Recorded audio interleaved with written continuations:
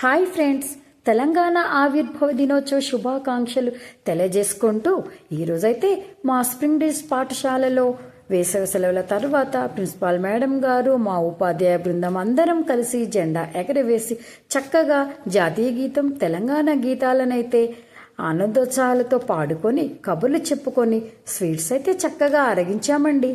మీరు కూడా ఇలా వెళ్తే బాగుండు అనిపిస్తుంది కదా అండి. అయితే ఈ వీడియో చూసి ఆనందించండి. Okay, bye friends.